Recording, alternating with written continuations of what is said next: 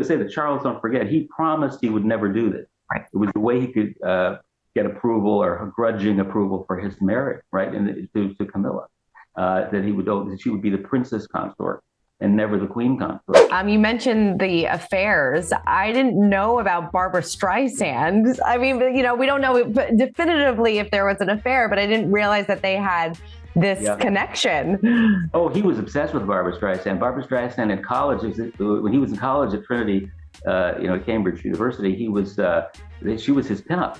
He was fascinated. He insisted on meeting her when he made his first trip to LA. And she kind of, she even admits it, she kind of didn't take him that seriously. Right. But later on, they met at a hotel in Bel Air. Then many years later, Elton John shows up, in Britain, and there is the Barbara. I think you can pretty much connect the dots. But it's not unusual for Charles because he had a number of affairs, even when he was having an affair with Camilla and married Diana. I had interviewed a woman named Janet Jenkins, who he had a very long-term and serious affair with, and Camilla knew all about it. And because Camilla's always wanted to be the mistress. This is the astounding thing. I don't think she initially ever remotely thought she would be queen. But she did think she would be the mistress because of a king, because her great grandmother was. When they first met, Camilla went up to Charles. Well, it was on technically their second meeting, but their first real conversation. And she said, my great grandmother and your great great grandfather had an affair, Edward VII. So how about it? That kicked it off. That's amazing. But did Camilla turn a blind eye to this woman that he was? Yeah, no. She actually brought her into the fold. And this is the thing about Camilla. She's not. I mean, she's very shrewd, and she and Charles, were. I don't want to use the word conniving, but I suppose one can say that she was manipulative, very strategic in what she did and how she conducted the affair with Charles. And of course, more recently, what's astounding is the fact that she's going to be crowned queen. And I'll tell you, I think that it's one thing to say that Camilla is going to be the queen, but it's another thing to watch it as part of the coronation. Yeah.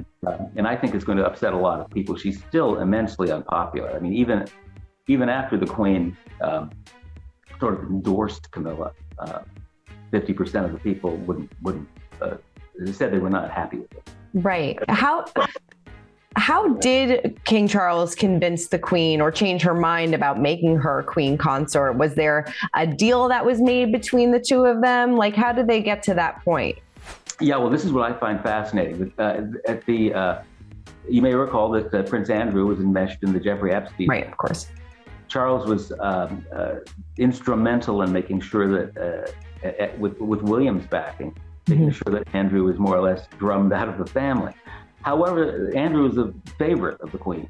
When a settlement was reached in that case, and Andrew had to pony up $14 million that he didn't have, the Queen was going to dip into her personal pocket. Now that meant really, because Charles was going to be the heir, that this was also money that would come to him eventually. Charles could have objected, but at about the same time this was being arranged, Charles said, well, the 70th anniversary of your becoming queen would be a perfect time for you to endorse Camilla as queen consort.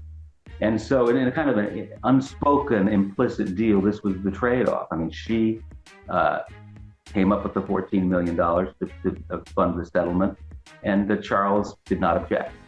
And that announcement was made. It was very abrupt, you may recall. It was something that took everybody by surprise. She was so against Camilla ever becoming queen for decades and decades that it was a complete about-face that I think shocked a lot of people. Yeah.